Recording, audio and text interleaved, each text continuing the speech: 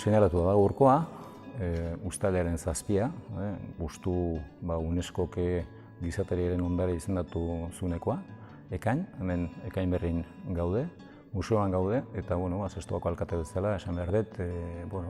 harrotasun handi badala, bai herritar guztiontzako, hau hemen izatea, izan ere honek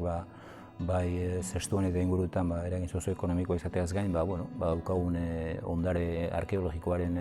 lekuko garrantzitsuetako bada, eta Euskal Herriko gune arkeologikorik importanteenetako batean gaude, eta orduan gaurko egun hau zentzu hortan ospatuko du, eta aprobetxatu esateko baita ere, eremu bikain bezain zoragarria dela, bisita bat egiteko, eta orduan animatu gainontzekoanak, ingurukoanak eta euskaldundanak eta gainontzekoanak, ikuspegi turistikotik ere bere garrantzia dukalako, hemen daukagun altxor hau bisitatzea etortzeko. Altxor izugarri bat dago,